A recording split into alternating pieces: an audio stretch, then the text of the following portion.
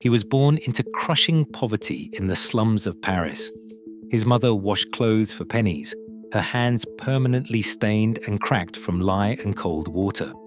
His father hammered metal in a grimy workshop for barely enough to feed 6 children.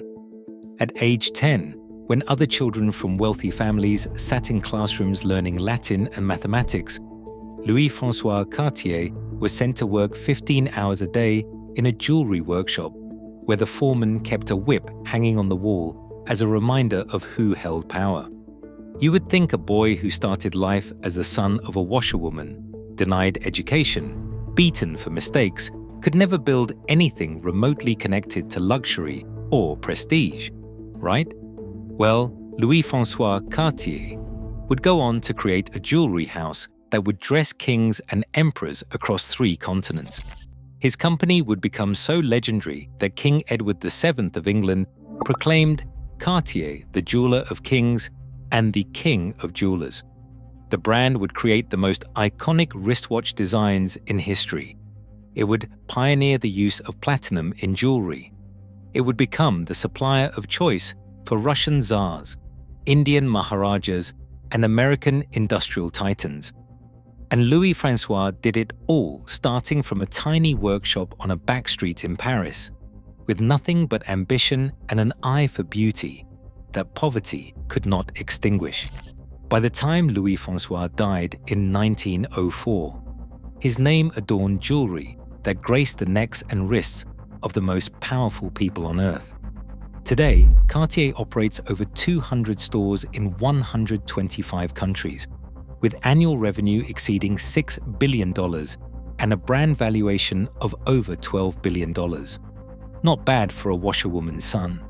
So how did this poor French boy become the founder of a luxury empire worth billions? How did someone born with absolutely nothing create something that would outlive him by over a century? To find out, we have to go back to December 2nd, 1819. Louis-François Cartier was born in the Marais district of Paris, a neighborhood that in 1819 was about as far from luxury as you could imagine. The streets were overcrowded, disease-ridden, and desperately poor. Cholera and typhus spread through cramped tenements with terrifying regularity. His father, Pierre Cartier, worked as a metal worker, one of thousands in Paris scraping by on meager wages. The work was brutal and the pay worse. His mother, Elizabeth Girardin, worked as a washerwoman, spending her days bent over steaming tubs, scrubbing the fine linens of families who would never know her name. Her hands were perpetually raw, the skin cracked and bleeding from harsh lye soap and freezing water. Young Louis-François was one of 6 children crammed into a single room where the entire family slept, ate, and lived.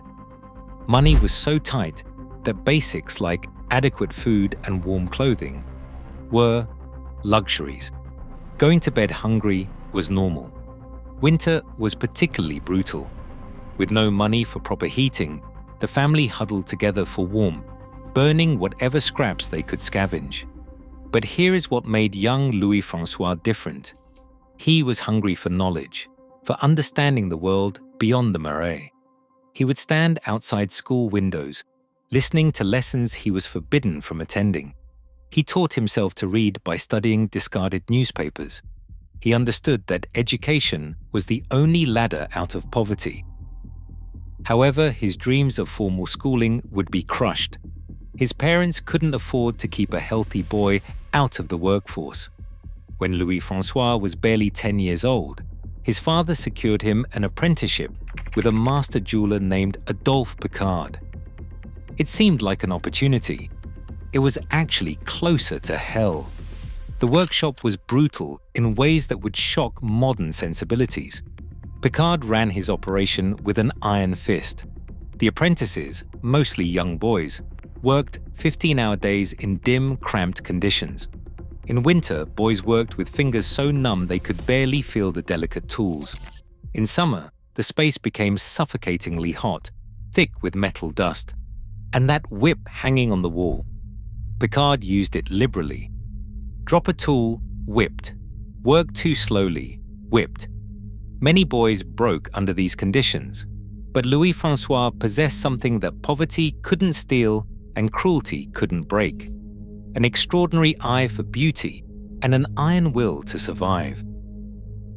While other apprentices simply tried to survive each grueling day, Louis-François studied everything: how Picard selected materials, rejecting stones with invisible flaws only experience could detect, how master craftsmen shaped precious metals with practiced precision, the delicate art of setting stones, where a fraction of a millimeter meant the difference between beauty and mediocrity. The years crawled by. 15-hour days turned into weeks, months, years.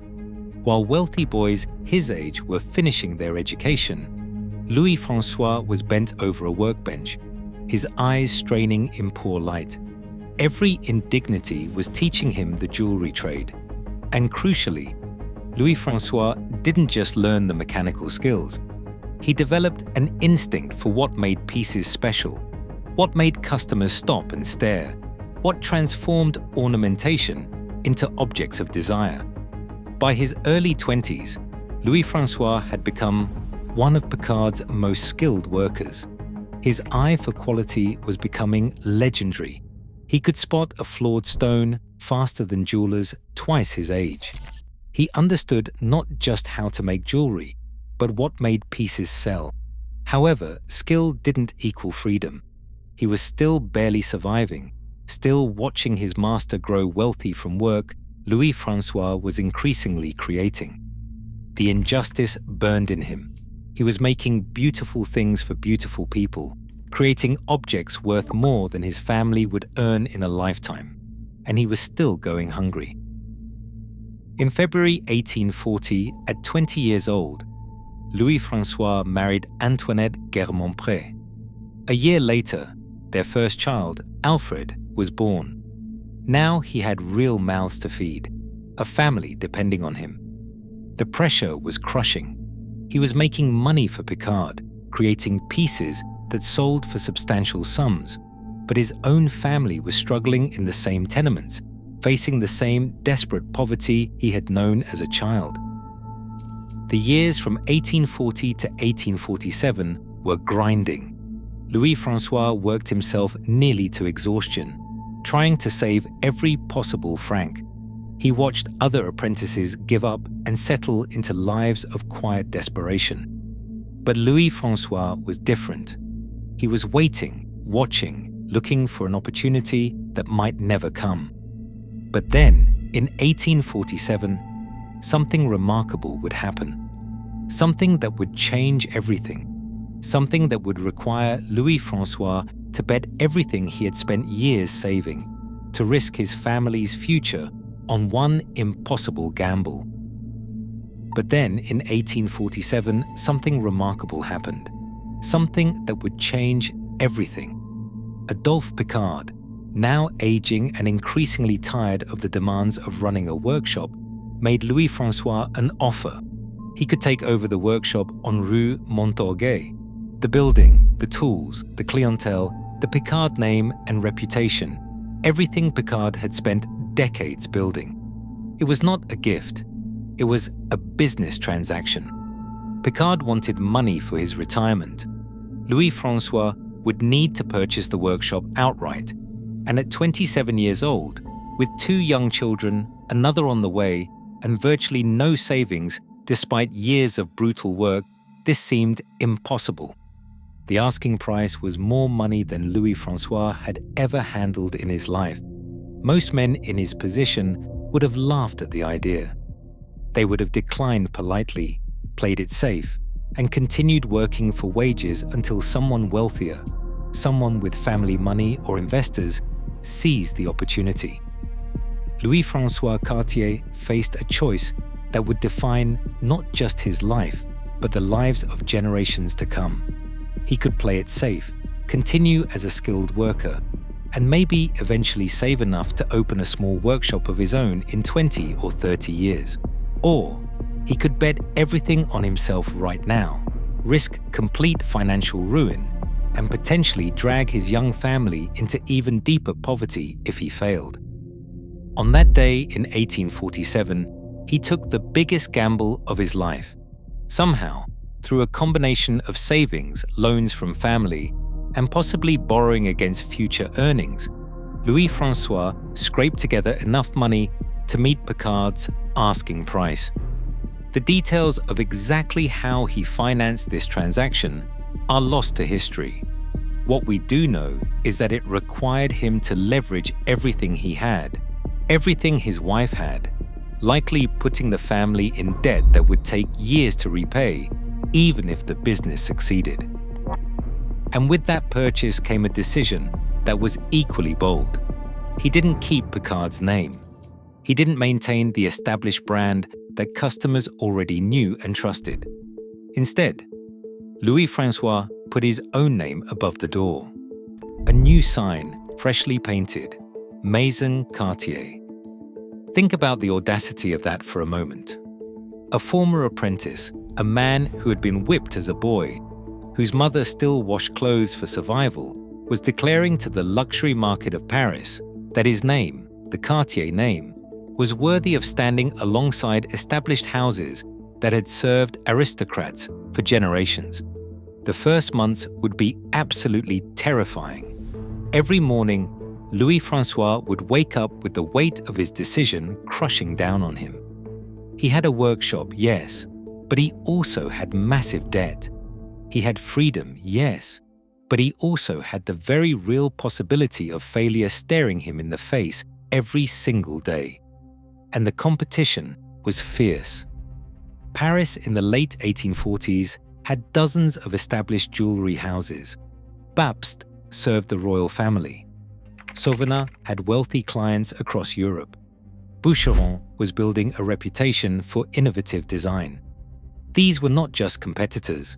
They were institutions, backed by decades of aristocratic patronage and seemingly limitless capital. Cartier was just some upstart on Rue Montorgueil, run by a former apprentice who had been born in the Marais slums. Who was going to trust their expensive jewelry purchases to him? Louis-François immediately began to transform the business, driven by desperation as much as vision. Where Picard had been conservative, creating only traditional pieces that he knew would sell, Louis-François experimented. He introduced what he called imaginative jewelry alongside the standard watchmaking work. He began stocking fashion and novelty items, pieces that pushed boundaries, that caught the eye, that made customers stop and look even if they had not planned to enter the shop. His philosophy was simple but radical. Make the workshop more attractive to clients. Give them things they could not find anywhere else. Create beauty they did not know they needed until they saw it. The early years would be a brutal grind. Some months, the revenue barely covered expenses. Louis-François worked 18 to 20-hour days. He was craftsman, salesman, bookkeeper, everything. His wife Antoinette helped however she could, managing the household finances with impossible frugality, making every franc stretch impossibly far. They lived in constant fear that one bad month, one major client choosing a competitor, or one expensive mistake would destroy everything they had built. However, Louis-François had something his established competitors did not fully appreciate and could not easily replicate: an uncanny ability to spot quality, combined with a deep understanding of what made luxury goods actually luxurious. Even though he could not afford to manufacture every piece himself yet, his discerning eye for craftsmanship meant that everything bearing the Cartier name met extraordinary standards. He refused to compromise. If a piece did not meet his vision of perfection, it did not sell under his name, even if that meant losing a sale he desperately needed. Customers started to notice this uncompromising commitment to quality. Word began to spread through Paris's artistic and intellectual circles. This new jeweler Cartier, whoever he was, had an eye. His pieces had something the established houses sometimes lacked: a kind of refined restraint, an elegance that did not scream wealth but rather whispered it. Yet for several years, success was more promise than reality. The business grew, yes, but slowly. Too slowly. The debt from purchasing the workshop hung over Louis-François like a storm cloud. There were months when he was not sure they would make it, when the arithmetic of expenses versus revenue simply did not work. He would lie awake at night, calculating, recalculating, trying to find a way forward. Then, in 1851, everything in France changed in ways that would prove absolutely perfect for Louis-François Cartier's desperate gamble. Napoleon III seized power in a coup, ending years of political turmoil that had made wealthy Parisians nervous about spending money on luxuries. Suddenly, stability returned. More than that, Napoleon III had grand visions for Paris. The city would undergo massive reconstruction under Baron Haussmann's ambitious urban planning. Medieval streets were demolished to make way for grand boulevards. New buildings rose, designed to showcase wealth and power. The elite, feeling secure again, returned to lavish parties, balls, celebrations. The entire mood of the city shifted from nervous restraint to exuberant display. The market for luxury goods did not just grow, it exploded.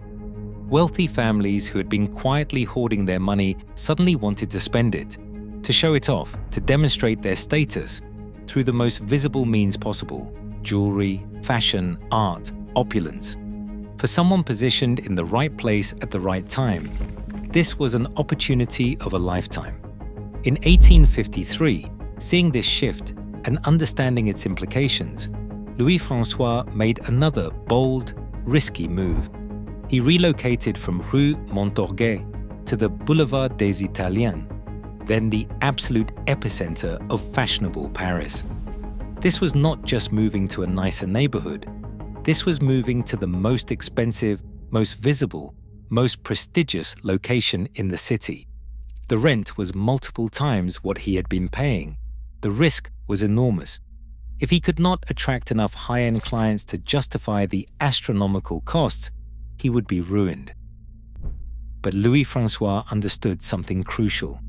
In the luxury business, location isn't just about convenience. It's about perception.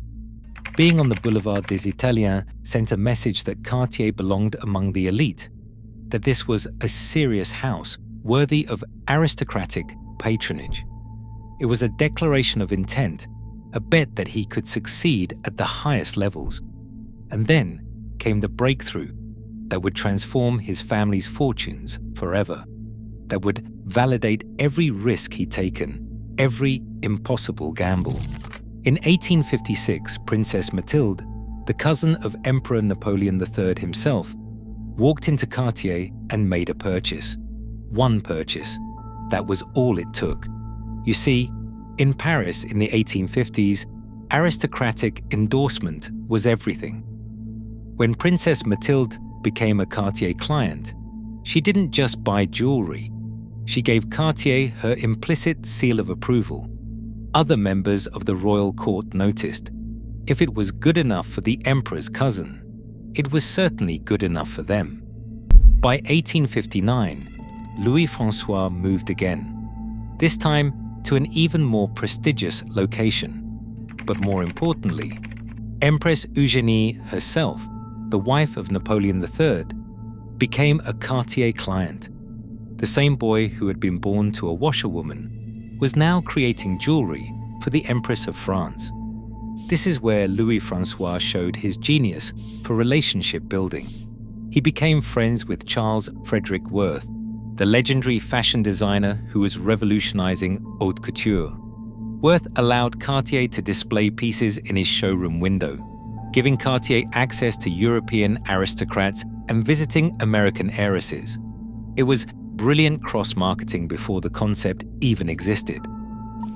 However, just when everything seemed to be working perfectly, when Louis-François had finally built something stable and profitable, France would face its darkest hour, and Cartier would face an existential threat.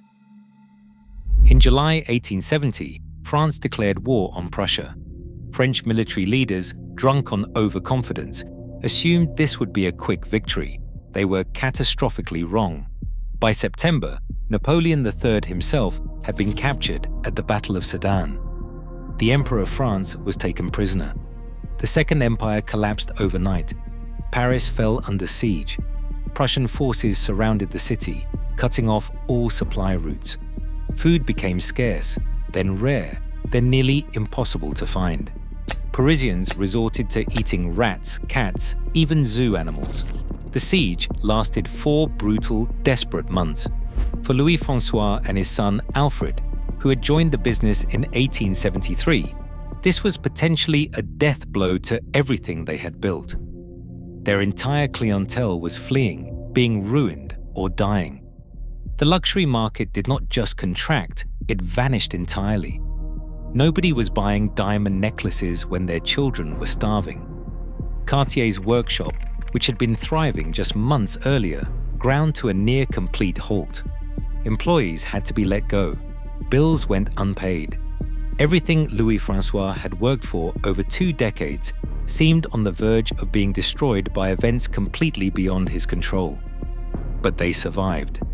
Somehow, through that winter of 1870 into 1871, as Paris endured bombardment and starvation, Cartier endured.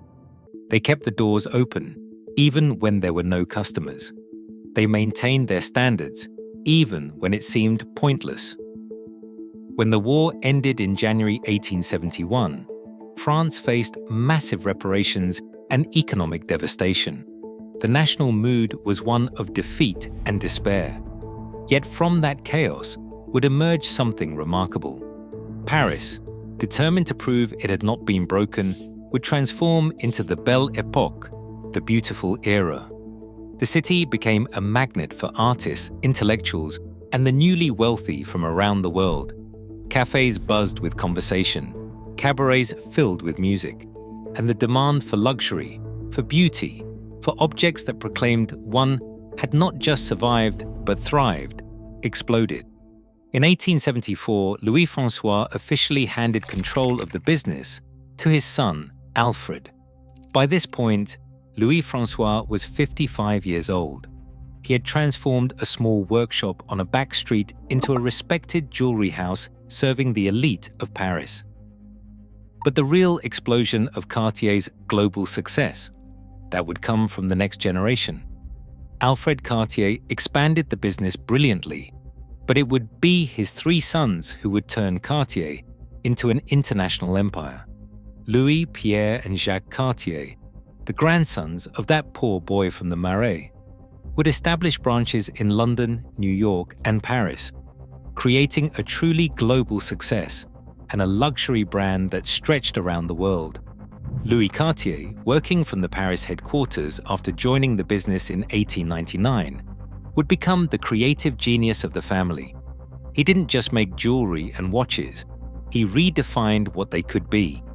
In 1904, he created one of the most important innovations in watchmaking history, and it came from the simplest of conversations. His friend, the Brazilian aviator Alberto Santos Dumont, was one of the most famous men in Europe. He had flown an airship around the Eiffel Tower in 1901, catapulting himself to international celebrity. But during a dinner at Maxime's, Santos Dumont complained about a practical problem. Checking his pocket watch while flying was impossible, too dangerous, because it required him to take his hands off the aircraft controls while balancing in the air. Louis Cartier listened, and within weeks, he solved the problem in a way that would transform the entire watch industry. He created a watch that could be strapped to Santos Dumont's wrist, secured with a leather strap and a small buckle, a wristwatch. Today, that sounds obvious, barely worth mentioning. In 1904, it was revolutionary. Wristwatches existed, yes, but they were considered delicate, feminine accessories, essentially jewelry for women. Men carried pocket watches. That was the standard. Louis Cartier didn't just give Santos Dumont a practical tool. He created the world's first purpose-built men's wristwatch designed for a specific function. The watch itself was beautiful. A square case in platinum, clean lines that spoke to the emerging Art Deco aesthetic, visible screws that would become a Cartier signature, exposed rivets holding the bezel, and Roman numerals on a white dial. It was utilitarian and elegant at the same time, a combination nobody had really achieved before in watchmaking. Santos Dumont wore it constantly during his flights. When photographs of the famous aviator appeared in newspapers across Europe, sharp-eyed observers noticed the unusual device strapped to his wrist. People asked, "What is that?" The answer changed everything. For 7 years, Santos Dumont had the privilege of being the only person wearing this revolutionary design. Then, in 1911, Louis made the Santos watch available to the public. The response was immediate and overwhelming. Within months, the Santos became the must-have timepiece for modern men who wanted to project an image of contemporary sophistication. But Louis Cartier wasn't done revolutionizing watchmaking. Not even close. During World War I, as he watched the devastating conflict unfold from his Paris workshop, he found inspiration in the most unlikely place: the Renault FT-17 tanks rolling across the Western Front. These armored vehicles represented the future of warfare, modern killing machines with rotating turrets and an angular, brutalist design. Most people saw horror in those tanks. Louis Cartier saw beauty. In 1917, right in the middle of the war, Louis created a watch with a rectangular case that, seen from above, looked exactly like a tank. The brand cards, the vertical bars flanking the dial, represented the tank treads. The case mimicked the machine's hull. He called it, with perfect simplicity, the tank. Louis Cartier presented the first tank prototype to General John Pershing, commander of the American Expeditionary Forces, in 1918 as a tribute to American involvement in saving Europe from the Central Powers. The tank went on sale to the public in late 1919. Cartier initially made only 6 pieces, carefully crafted, priced for the wealthy elite. All 6 sold within weeks. By January 1920, every single one was gone, and wealthy customers were clamoring for more. The tank would go on to become perhaps the most iconic watch design in history. Its clean, geometric form represented Art Deco, before Art Deco became a recognized movement. Over the next century, the tank would grace the wrists of everyone from Jacqueline Kennedy Onassis, who received one as a gift in 1962, to Andy Warhol, who famously wore one not to tell time, but because it was the watch to wear, to Princess Diana in the 1990s. The tank transcended being merely a timepiece. It became a cultural icon, a symbol of refined taste that never went out of style. Louis made yet another crucial innovation during this period that would transform not just Cartier, but the entire jewelry industry. He pioneered the use of platinum in jewelry. Before Louis Cartier, jewelers worked primarily with gold and silver. Platinum was considered too difficult to work with, too expensive, too impractical. The metal's incredible hardness made it challenging to shape and set. Most jewelers dismissed it as more trouble than it was worth. Louis saw what others missed, opportunity where others saw obstacles. Platinum's incredible strength allowed for nearly invisible settings, creating what jewelers called the invisible mount. This meant that diamonds and gemstones could appear to float with minimal metal visible, letting the stones themselves take center stage. This created an entirely new aesthetic in jewelry, a delicacy and lightness that redefined what luxury jewelry could look like.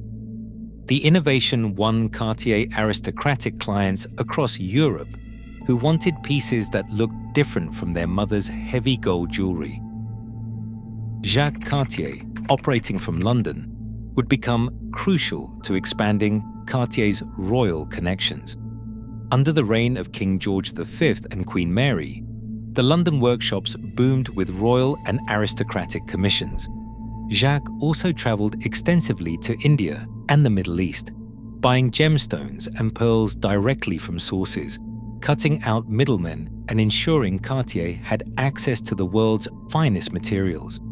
It was Jacques who introduced the iconic tutti frutti style after his travels to India, where he observed carved gemstones in traditional Mughal jewelry. This fusion of Eastern and Western aesthetics became a Cartier signature that endures today. Pierre Cartier, meanwhile, built the New York operation into a powerhouse. In one of the most famous transactions in luxury retail history, Pierre acquired a mansion on Fifth Avenue in 1917 by trading a pearl necklace valued at $1 million to its owner, Morton Freeman Plant. Plant wanted the necklace for his wife. Pierre wanted the perfect location for Cartier in America. Both got what they wanted. The Cartier brothers understood something fundamental about luxury that many competitors missed. It was not just about making beautiful objects. It was about creating desire, about understanding clients, about positioning the brand at the intersection of art, craftsmanship, and aspiration. By the early 20th century, Cartier had become the jeweler of choice for royalty across Europe and beyond. King Edward VII of England, who gave Cartier the title Jeweler of Kings and the King of Jewelers, ordered 27 tiaras for his coronation in 1902. Alfonso XIII of Spain, George I of Greece, Tsar Nicholas II of Russia, Queen Marie of Romania, and King Zog of Albania were among the clients. The list of royal clients seemed endless. In 1925, the Maharaja of Patiala, Bhupinder Singh, placed the largest single order in Cartier's history, jewelry worth what would be equivalent to over 2 billion euros today, including the famous Patiala necklace, featuring 2,930 diamonds. The necklace alone weighed over 1,000 carats. It was jewelry on a scale that defied imagination. Louis-François Cartier died on May 15, 1904, at the age of 84. He had lived long enough to see his grandsons beginning their global expansion, long enough to know that the name Cartier had become synonymous with the finest jewelry in the world. The boy who had started with nothing, who had worked under the whip, who had gambled everything in 1847 to buy a tiny workshop, had created something immortal.